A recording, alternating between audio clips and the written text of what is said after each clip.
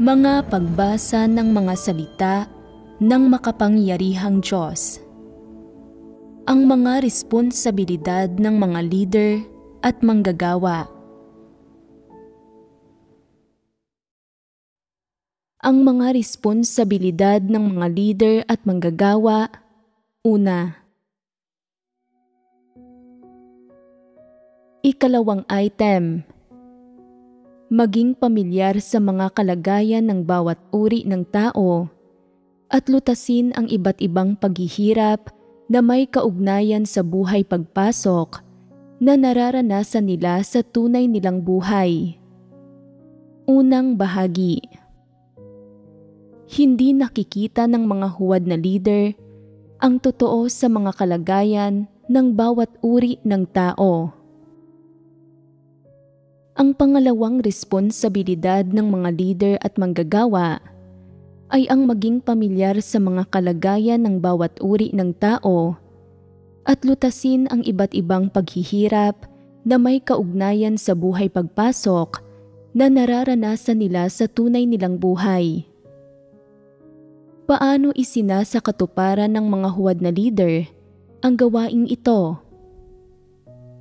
May kakayahan ba sila sa gampaning ito? Himayin natin ang puntong ito. Ang pagiging pamilyar sa mga kalagayan ng bawat uri ng tao. Batay sa ano ito na isa sa katuparan? Na isa sa katuparan ito batay sa pag-unawa sa mga salita ng Diyos na naglalantad sa mga tiwaling disposisyon at diwa ng iba't ibang tao. Para maarok ang mga kalagayan ng iba't ibang tao, dapat munang maunawaan ng isang tao ang mga salita ng Diyos na naglalantad sa iba't ibang kalagayan, tiwaling disposisyon, at tiwaling diwa ng mga tao, at maikumpara ang mga iyon sa sarili nila. Ang uri ng mga disposisyong inilalantad ng Diyos ay tumutukoy sa kung aling uri ng mga tao, kung ano ang pagkatao nila, kung anong uri ng mga pagpapamalas at pagbubunyag ang mayroon sila, at kung ano ang saloobin nila sa Diyos, sa mga salita ng Diyos, at sa tungkulin nila. Dapat na maikumpara ang mga kalagayang ito sa mga salita ng Diyos, at sa paggawa niyon, naaarok ng isang tao ang mga kalagayan ng iba't ibang individual. Sa makatwid, ang pagiging pamilyar sa mga kalagayan ng iba't ibang tao ay unang natatamo batay sa pag-unawa sa mga salita ng Diyos at pagkakaroon ng abilidad na maarok ang mga salita ng Diyos. Ang mga huwad na leader ay walang abilidad na maarok ang mga salita ng Diyos. Kung ganoon ay kaya ba nilang unawain ang mga komplikadong katotohanan tungkol sa iba't ibang uri ng taong inilalantad ng mga salita ng Diyos, pati na rin ang iba't ibang kalagayan at tiwaling diwang nalalantad? Hindi nila nauunawaan. Hindi nila alam ang mga kaugnayang nakapaloob dito. At hindi nila alam ang mga katotohanang nakapaloob dito. Dahil hindi nila taglay ang abilidad na maarok ang mga salita ng Diyos, ang pag-arok sa mga kalagayan ng iba't ibang tao, ang napakahalaga at napakaimportanteng bagay na ito ay isang napakamapanggulo at napakahirap na gampanin para sa mga huwad na leader. Paano inaarok ng mga huwad na leader ang mga kalagayan ng iba't ibang tao? Iniisip nila, masigasig ang taong ito, makitid ang isip ng isang iyon, mahilig manamit ang isang ito, mahina ang pananampalataya ng isang iyon. Tinitingnan lang nila ang paimbabaw na pinomenang ito, pero hindi nila alam kung ano talaga ang saloobin ng isang tao sa mga salita ng Diyos at sa katotohanan, at kung ano talaga ang kalikasang diwa nito. Halimbawa, May isang tao na may tunay na pananampalataya at masigla sa paggawa ng tungkulin niya. Pero naaapektuhan ng mga paghihirap at gusot sa pamilya niya ang mga resulta ng mga tungkulin niya.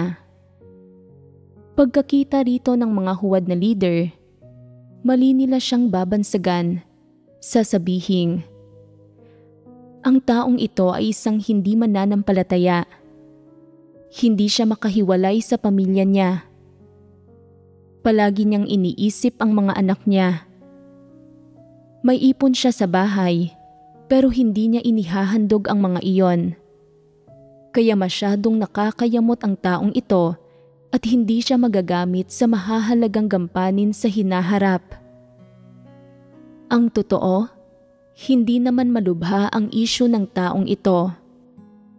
Sandali pa lang kasi siyang sumasampalataya sa Diyos at mababaw ang pangunawa niya sa katotohanan, kaya hindi niya makita ang totoo sa maraming bagay. Hindi niya alam kung paano haharapin ang pamilya at mga anak niya o kung paano pangangasiwaan ang mga ari-arian niya. Nasa panahon pa siya ng pagdarasal at paghahanap at hindi pa niya nahahanap ang mga tumpak na prinsipyo at paraan ng pagsasagawa. May determinasyon siyang isagawa ang katotohanan, pero kapag nahaharap sa mga gusot at paghihirap ng pamilya, pansamantala siyang nanghihina ng kaunti at hindi nagiging masyadong aktibo sa paggawa ng tungkulin niya. Gayunpaman, kaya niyang tapusin ng taimtim ang gawaing iniata sa kanya ng iglesia, na isang bagay na hindi kayang gawin ng karamihan ng mga tao. Batay sa kakayahan, pagkatao, at saloobin niya sa katotohanan, isa siyang mabuting tao. Pero hindi ganito ang tingin ng mga huwad na leader dito dahil hindi nila nauunawaan ang mga salita ng Diyos at hindi nila alam kung paano gamitin ang mga salita ng Diyos bilang pamantayan para sukatin kung ano ang kalikasang diwa ng isang tao o kung ang kalagayan ng isang tao ay dahil ba sa kalikasang diwa niya o sa pansamantalang kahinaan o isang isyu ng tayog. Hindi nila kayang sukatin ang mga bagay na ito. Ang mga paghihirap na hinaharap ng ganitong uri ng tao ay mga paghihirap na nangyayari sa tunay na buhay at may kaugnayan sa buhay pagpasok. Kaya bang pangasiwaan ng mga huwad na leader ang ganitong mga uri ng issue? Kaya ba nilang lutasin ang mga paghihirap ng mga taong ito? Dahil hindi kaya ng mga huwad na leader na tumpak na arukin ang mga kalagayan ng iba't ibang tao at hindi nila kayang tumpak na kilatisin ang mabuti at masama sa kalikasang diwa ng iba't ibang tao, hindi rin nila kayang tumpak na lutasin ang mga paghihirap at problema ng iba't ibang tao. Sa kabaligtaran, ang mga tao na kayang magpakaabala sa pagugol ng sarili nila, magtiis ng paghihirap at magbayad ng halaga, nang umaasa lang sa kasigasigan, pero mahina ang kakayahan at walang abilidad na umarok, ay itinuturing nilang mga pangunahing pakay sa paglilinang at nagbabahagi sila para lutasin ang mga paghihirap ng mga ito kapag nahaharap ang mga taong ito sa mga iyon.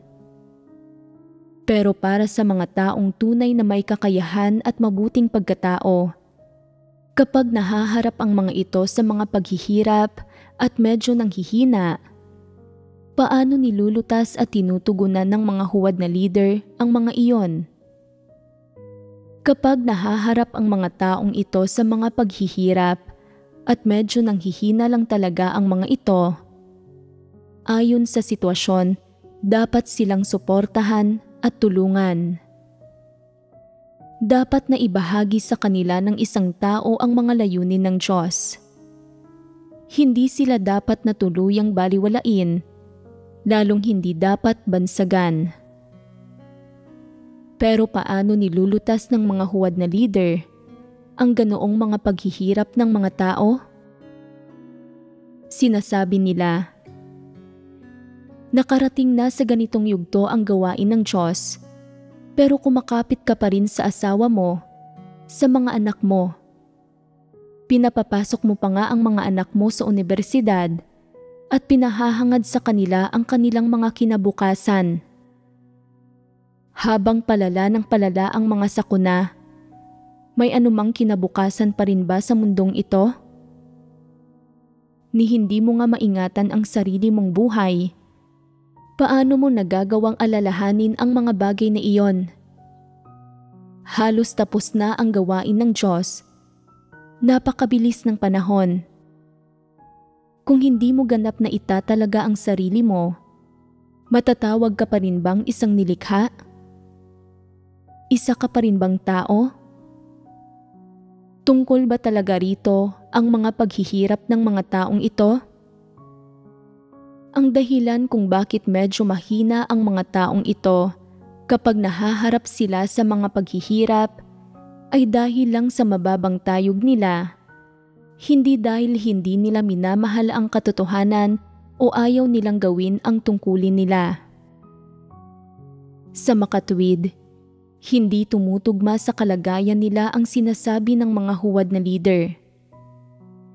Malinaw na isa itong kaso ng maling pagbabansag, hindi pag-arok sa pinakapunto o pinakapangunahing aspekto ng kalagayan nila, hindi pag-arok sa kung ano ang tunay nilang iniisip, kung anong uri sila ng tao, at kung paano sila dapat gabayan at tulungan para malutas ang mga paghihirap nila.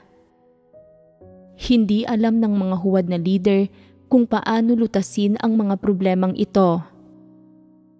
Kaya, paano dapat lutasin ng isang tao ang ganoong mga bagay kapag nangyayari ang mga iyon?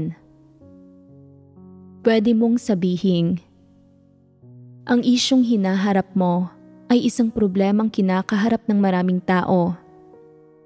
Ang mga taong tunay na kayang iwanan ang mga pamilya nila at buong pusong igugol ang sarili nila para sa Diyos ay hindi kumikilos dala ng bugso ng damdamin, kundi matagal na panahon nang naghanda.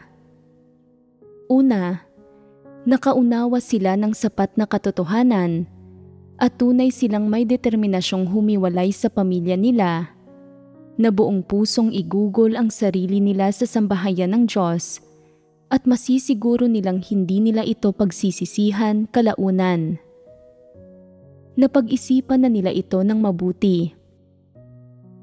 Higit pa rito, sa panahong ito, nagdarasal din sila sa Diyos para sa paghahanda at para magbukas ng daan pasulong, habang patuloy na sinasangkapan ng katotohanan ang sarili nila, binibigyang daan ang sarili nilang makaunawa ng mas maraming katotohanan at magkaroon ng mas malaking pananampalataya sa pagsasaisantabi ng lahat ng bagay para buong pusong igugol ang sarili nila para sa Diyos. Kinakailangan nito ng panahon, pagdarasal, at syempre, pag-akay at mga pagsasaayos ng Diyos. Kung taglay mo ang determinasyong ito, huwag kang mabalisa. Magdasal ka sa Diyos at tahimik na maghintay at gagawa ang Diyos ng mga pagsasaayos para sa iyo. Kung ang mga dasal mo at ang determinasyon mo ay umaayon sa mga layunin ng Diyos at makakatanggap ng pagsang-ayon ng Diyos, kung handa ka na at magpapasakop ka anuman ang gawin ng Diyos at hindi ka nagsisisi, tiyak na magbubukas ng daan ang Diyos para sa iyo. Sa panahong ito, ang dapat gawin ng mga tao ay maghanda at maghintay. Ang tanging magagawa nila ay sangkapan ang sarili nila ng katotohanan, unawain ang mga layunin ng Diyos, at hayaang unti-unting lumago ang tayog nila. Kapag naghahanda ang Diyos ng iba't ibang kapaligiran, kung kaya mong piliing magpasakop sa kataas-taasang kapangyarihan at mga pagsasaayos ng Diyos nang walang anumang reklamo, ito ay pagkakaroon ng tayog. Ano man ang gawin ng Diyos o paano man siya magsaayos, makakapagpasakop ka. Ano ang palagay ninyo sa ganitong uri ng paggabay? Sa isang banda, tinutupad mo ang responsibilidad mo. Tinutulungan mo ang mga taong maunawaan ang mga layunin ng Diyos. At kasabay niyon, hindi mo sila pinipilit ng higit sa abilidad nila. Bagkus ay tinatrato mo sila ayon sa tunay nilang sitwasyon. Hindi ba't paglutas ito ng mga problema gamit ang mga salita ng Diyos? Hindi ba't paglutas ito ng mga paghihirap na kinakaharap ng mga tao sa tunay na buhay batay sa kalagayan nila? Sa paggampan ng mga tungkulin nila, may ilang tao na palaging pabaya at hindi nagpapakita ng responsibilidad. Palaging umaastang opisyal at mapagmataas. Nag-aakalang mas matuwid sila kaysa sa iba at hindi kayang makipagtulungan sa iba at nagdudulot ng mga kawalan sa gawain ng iglesia nang hindi nakakaramdam ng katiting na pagkakonsensya. Pagkatapos makita ang ganoong sitwasyon, sinisimulan ng isang huwad na leader na tugunan at lutasin ang issue. Sinasabing, napakahalaga ng papel na ginagampanan ng taong ito sa gawaing ito. Mukhang walang sino mang medyo angkop na pumalit sa kanya, kaya kailangan nating makipagbahaginan sa kanya para lutasin ang mga paghihirap niya. Sa pagbabahaginan, natuklasan ng huwad na leader na ayaw talagang gawin ng taong ito ang tungkulin niya. Naghahangad siyang makakuha ng mga makamundong bagay, kumita ng pera sa propesyon niya at magkaroon ng magandang buhay. At ang pag-uutos sa kanyang gawin ang tungkulin niya ay itinuturing niyang paghingi ng sobra-sobra sa kanya.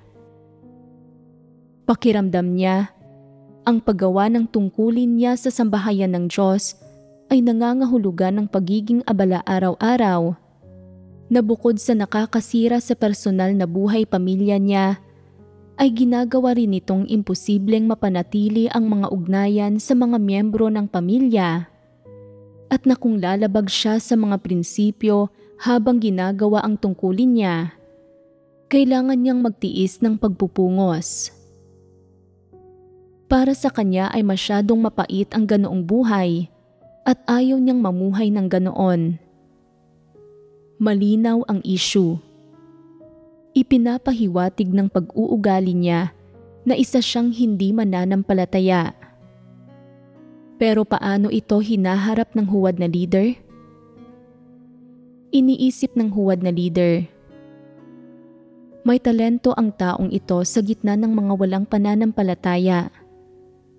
Mahirap makahanap ng taong tulad niya. Naging problematiko na ang kalagayan niya. Kailangan kong agad na isantabi ang pinakamatrabahong gawaing hawak ko para makipagbahaginan sa kanya, para tulungan siyang lutasin ito. Paano ito lulutasin? Ang mga salita ng Diyos ang pinakamakapangyarihan. Una, babasahan ko siya ng ilang sipi ng mga salita ng Diyos para lutasin ang pagtanggi niyang gawin ang tungkulin niya. Sasabihin sa kanya ng huwad na leader, ngayong dumating na ang mga sakuna, hindi na makakapamuhay ng maayos ang mga tao. Gusto mo pa rin kumita ng pera sa pamamagitan ng isang propesyon at magkaroon ng simpleng buhay pamilya. Pero hindi magtatagal ay magkakagulo na ang buong mundo at hindi na magkakaroon ng mga simpleng pamilya. Hindi mo ba nakikita ang totoo sa mga bagay na ito? Kailangan mong mas magdasal sa Diyos. Bibigyan ka ng pananalig ng pagdarasal sa Diyos.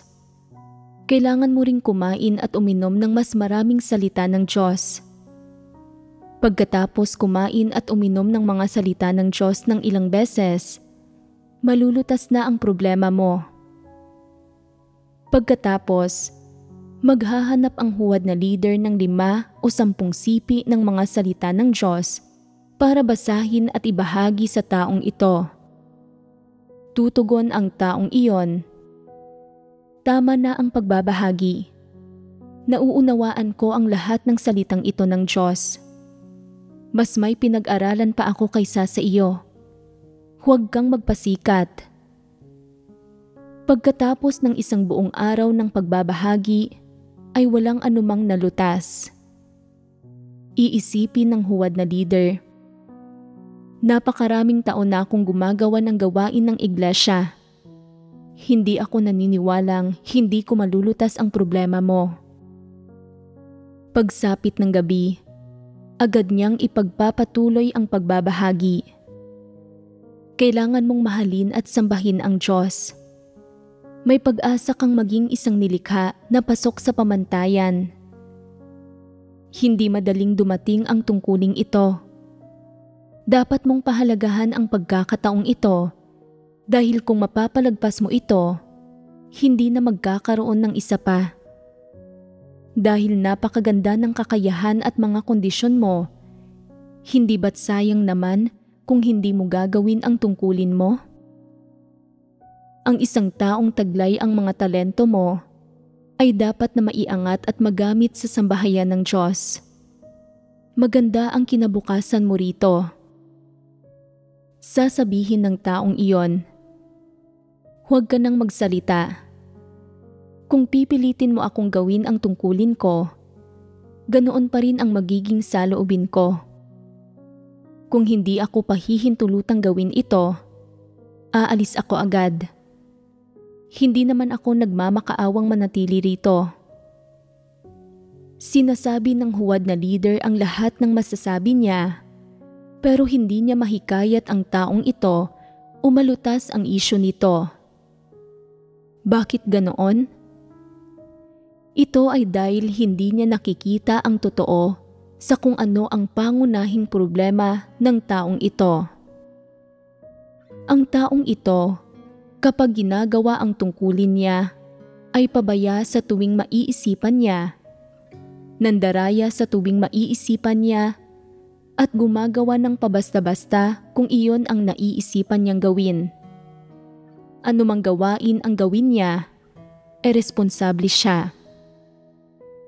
Ayaw niyang magdagdag ng kaunting pagsisikap o magsabi ng ilan pang salita para lutasin ang ilang issue. Nakakayamot at nakakaabala ito para sa kanya. Malinaw niyang nalalaman kung paano gawin ang tungkulin niya sa paraang pasok sa pamantayan at kung paano kumilos ng angkop, pero ayaw niyang magsagawa sa ganitong paraan. Pero patuloy niyang ginagawa ang tungkulin niya sa sambahayan ng Diyos. Ano ang kalikasan ng sitwasyong ito? Ano ang problema rito? Pumasok siya na ang intensyon ay magkamit ng mga pagpapala at makipagtawaran. Pumasok siya ng may ganoong inaasam. Ang ganoong mga tao ay kilala bilang mga oportunista. Sinasabi niya, "Nabalitaan kong malapit nang magwakas ang mundo. Malapit nang magunaw ang mundo. Kaya hindi ko na kailangang pumasok sa trabaho. Halos sapat naman na ang kinita kong pera. Mabuti pang pumasok ako sa sambahayan ng Diyos para makalibre sa pagkain at para makakuha ng pwesto para sa sarili ko, para magkaroon ako ng pag-asang makatanggap ng mga pagpapala kalaunan." Batay sa saloobin at intensyon niya sa paggawa ng tungkulin niya, oportunistiko ang pananampalataya niya sa Diyos. Pumasok siya sa sambahayan ng Diyos para manghuthot, hindi dahil sa tunay na pananalig. Masyadong mapagwalang bahala ang saloobin niya kapag ginagawa ang tungkulin niya. Para magamit siya, kailangan ng iglesia na suyuin siya at makipagnegosasyon sa kanya. Gayunpaman, hindi pa rin siya gumaganap ng maayos. Tunay bang magagawa ng isang taong ni wala man lang konsensya ang tungkulin niya? Nagsasamantala at nanghuhutot lang siya. Isa siyang hindi mananampalataya. Kung titingnan ang kalikasan ng dalawang aspekto ng isyong ito, sa pagsubok na lutasin ito, naarok ba ng huwad na leader ang diwa nito? Dahil hindi nakita ang tunay na diwa ng issue, itinuring pa rin niyang isang tunay na mananampalataya ang taong ito, na isa lang itong taong walang pangunawa sa katotohanan, mababa ang tayog, pansamantalang nanghihina at nangangailangan ng suporta. Mula sa mga perspektibang ito, sinubukan niyang magbahagi at tumulong para lang masabihan ng, "Tumigil ka na sa pagsasalita. Walang saysay ang mga doktrinang iyon na sinasabi mo. Alam ko na ang lahat ng iyon. Mas marami akong nauunawaan kaysa sa iyo. Ilang doktrina ba talaga ang naiintindihan mo? Gaano ba kataas ang pinag-aralan mo? Mas marami pa ang mga aklat na nabasa ko kaysa sa mga pagkaing nakain mo. Nabunyag na ang kalikasan nito, hindi ba?" Naniniwala pa rin ang huwad na leader na gumagawa siya ng gawain, hindi na pagtatantong sa katunayan ay isang hindi mananampalataya ang taong ito. Kapag ginagawa ng mga hindi mananampalataya ang tungkulin nila sa sambahayan ng Diyos, kahit ang pagtatrabaho nila ay hindi pasok sa pamantayan. Dapat bang panatilihin ang ganoong mga tao? Hindi. Sa makatwid, ito ang prinsipyo sa pagharap sa ganitong uri ng tao sa sambahayan ng Diyos. Kung kaya at gusto niyang magtrabaho, panatilihin siya. Kung ayaw niya naman, agad siyang alisin nang hindi siya hinihimok na manatili o hikayatin siya. Alam ba ng huwad na leader ang prinsipyong ito? Hindi. Itinuturing niya ang mga patay na para bang buhay ang mga ito. Pinapakain ang mga ito at binibigyan ng tubig. Hindi ba't kahangalan iyon? Gumagawa lang ang mga huwad na leader ng ganoong mga kahangalan. Hindi nalulutas ng mga huwad na leader ang mga paghihirap at problemang nararanasan ng mga tao sa kanilang buhay pagpasok.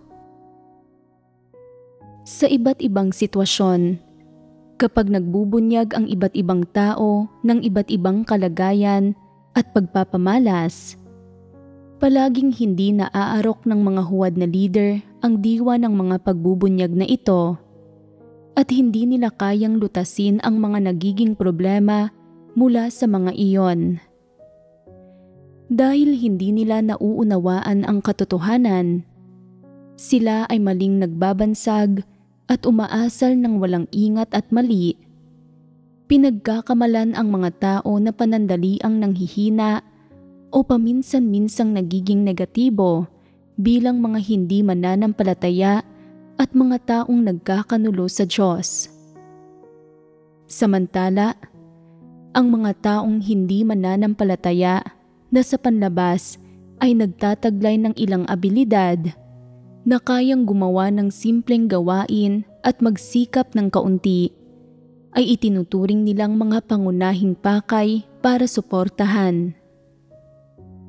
Nahihiya ang mga taong ito na direktang sabihin ang pagtanggi nilang gawin ang tungkulin nila, pero hindi nakikita ng mga huwad na leader ang totoo rito at nagpupursigi silang hikayatin ang mga ito na manatili.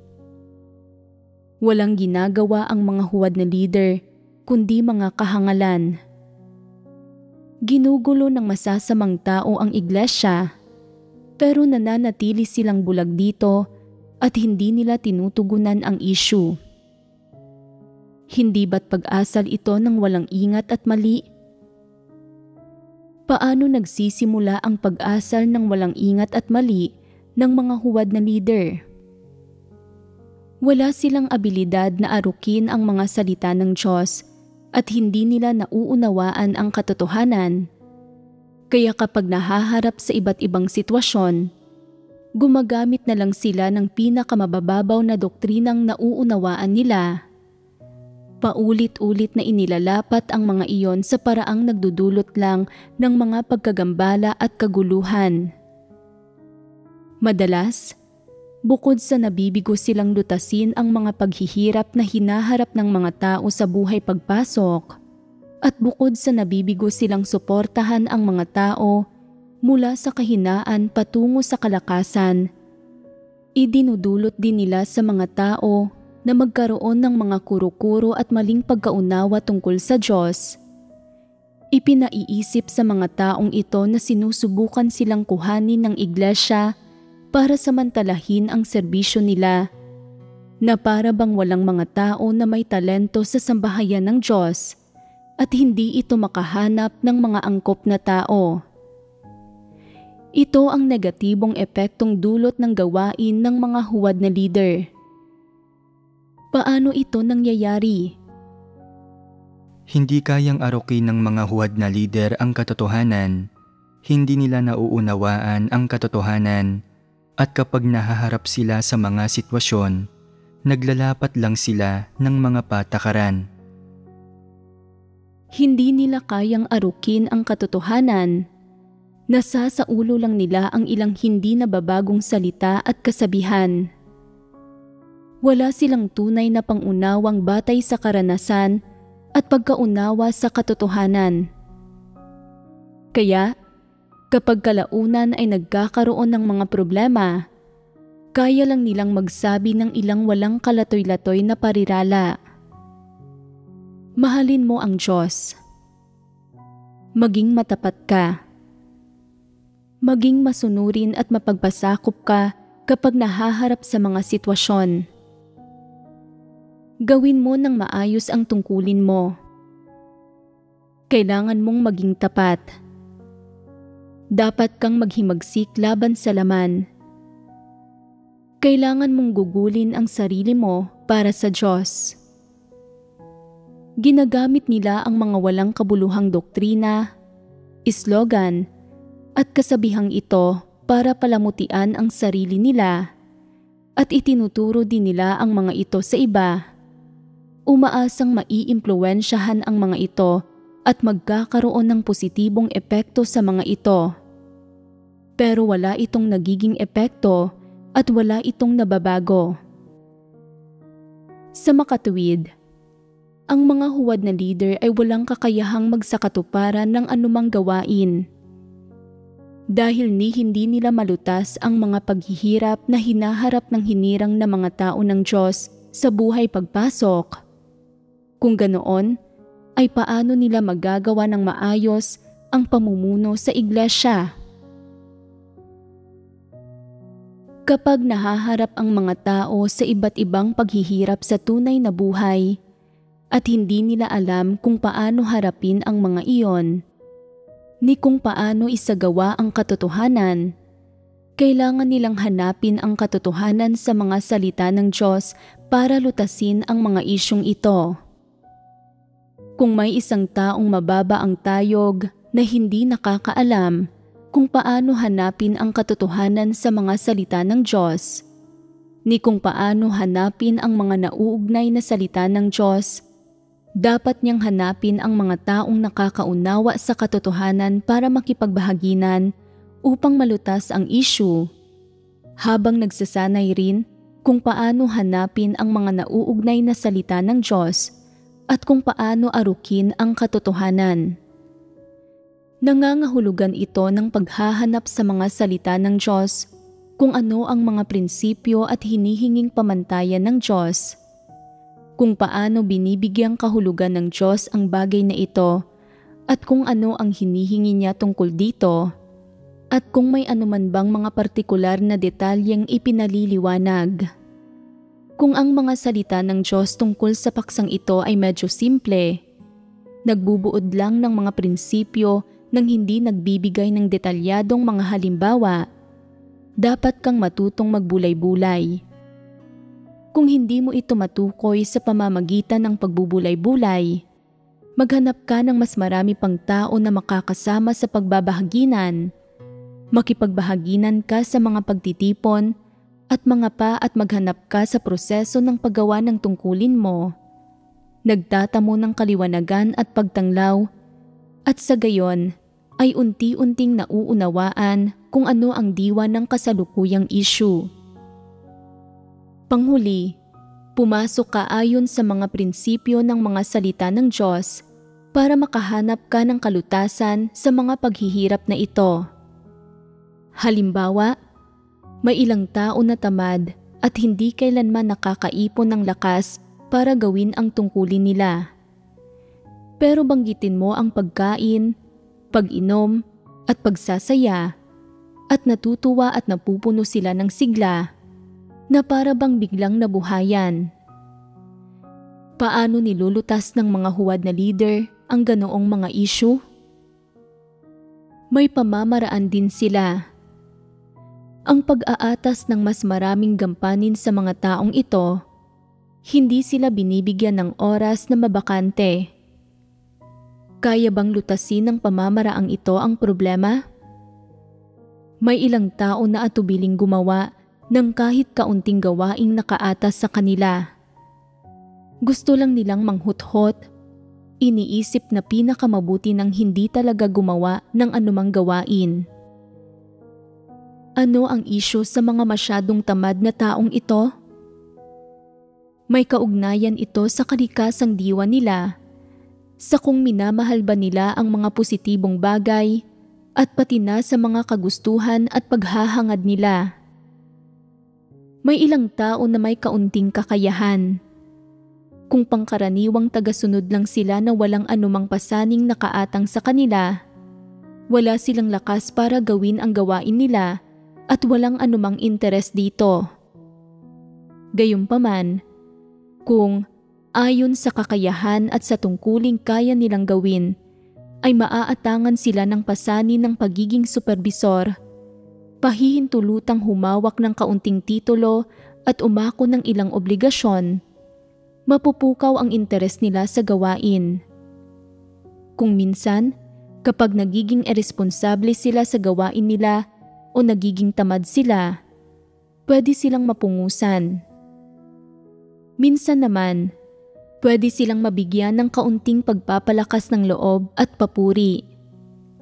Kaya, ang mga taong ito na nagpapahalaga sa reputasyon, na gustong-gusto ng katayuan, at na nasisiyahan kapag binobola, ay nagkakaroon ng lakas para gawin ang tungkulin nila.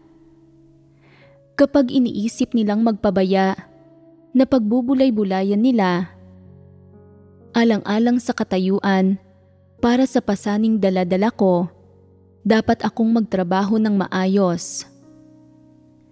Sa ganitong paraan, pwedeng bahagyang malutas ang katamaran ng ganoong mga tao. Kapag ang mga huwad na leader ay nahaharap sa ganitong uri ng mga isyong may kinalaman sa pagkatao o sa mga kalagayang may kinalaman sa buhay pagpasok na lumilitaw sa proseso ng paggawa ng tungkulin, masyadong mahirap at komplikadong lutasin ang mga iyon para sa kanila. Hindi nila alam kung paano lutasin ang mga kalagayan at problemang ito o kung aling mga salita ng Diyos ang gagamitin para sa kalutasang nakatuon sa partikular na issue. Kadalasan, ang diskarte nila ay hikayatin o suyuin ang mga tao na gumawa ng maayos. Kung hindi gagana ang panghihikayat at panunuyo, magagalit na lang sila at pupungusan ang mga ito. Kung hindi gagana ang pagpupungos sa mga ito, magbabasa sila ng ilang sipi ng mababagsik na salita ng Diyos bilang babala. Ipinapaalam sa mga tao na dapat umayos ang mga ito.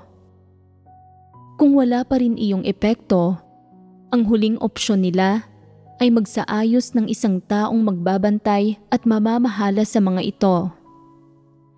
Ang ilang diskarte lang na ito ang mayroon sila, at kung hindi gagana ang mga ito, wala na silang ibang magagawa. Bilang buod, anuman ang problemang kinakaharap ng mga huwad na leader sa gawain nila, hindi nila makilatis ang diwa ng problema. Nahihirapan silang arukin ang mga tunay na kalagayan at pinagmulan ng iba't ibang tao, at lalong hindi nila nakikita kung nasaan ang ugat ng problema o kung saan magsisimula para lutasin ito sa pinakaangkop na paraan. Wala sila ng mga prinsipyo at pamamaraang ito ng pagharap sa mga problema, kaya hindi kayang lutasin ang gawain ng mga huwad na leader ang iba't ibang tunay na issue. Nagagawa lang nilang mangaral ng ilang doktrina, sumigaw ng ilang slogan, sumunod sa ilang patakaran, at iraos ang gawain. Paano magiging mahusay ang ganoong mga tao sa gawain ng pamumuno sa iglesia? Kahit gaano pa sila magsanay o ilang taon pa silang sumampalataya, hindi sila magiging mahusay sa gawain ng pamumuno sa iglesia. Nakakita na ba kayo ng anumang halimbawa nito? Sa iglesia namin, may taong gumagawa ng tungkulin ng pagpapatuloy sa bahay na palaging nagbibigay ng mga mapanghusga at nangaataking komento na nakakaapekto sa paggampan namin sa tungkulin at nagdudulot ng mga pagkagambala at kaguluhan.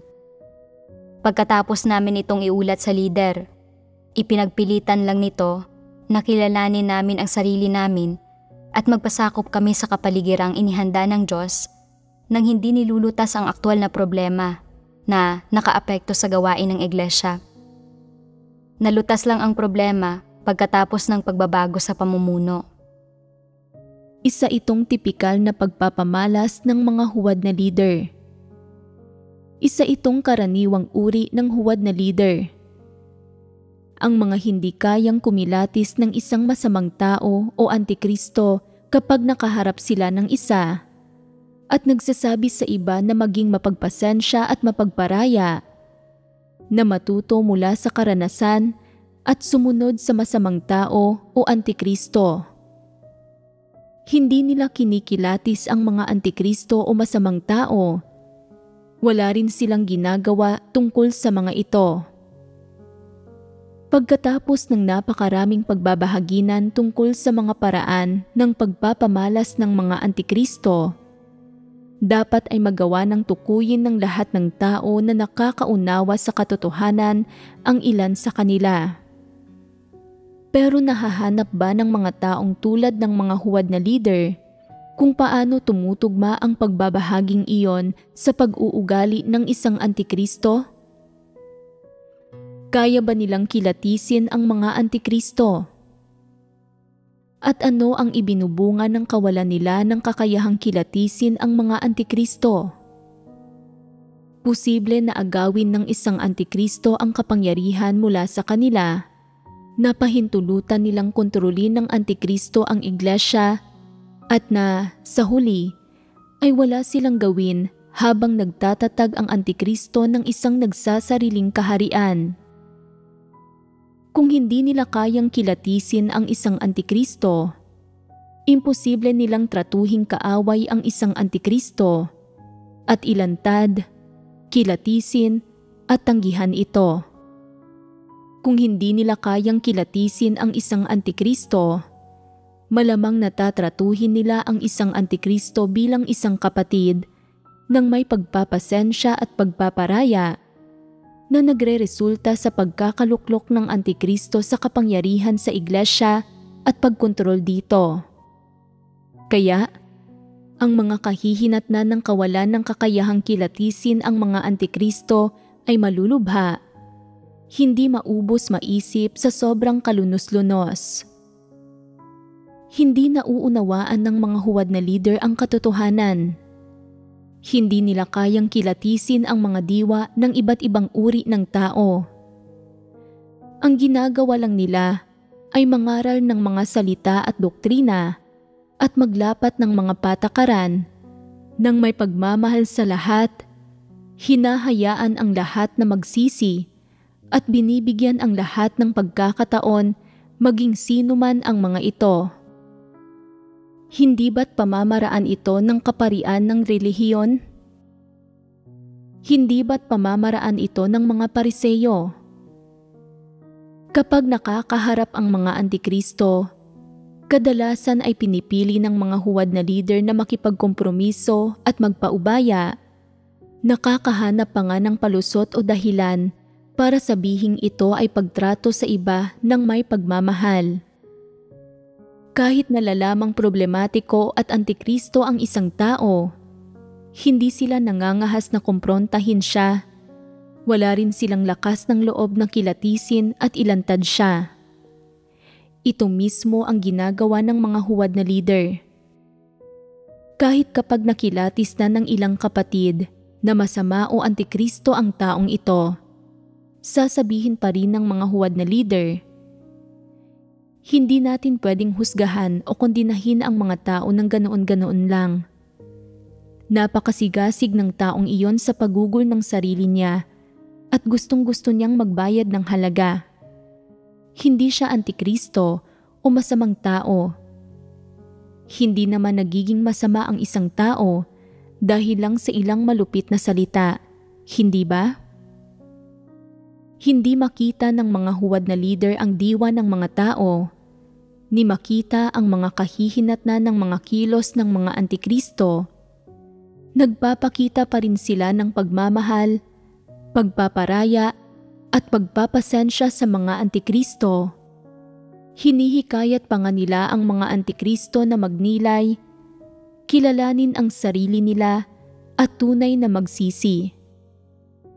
Kahit paano pa subukan ng isang antikristo na kilalanin ang sarili niya, pwede bang magbago ang kalikasan niya?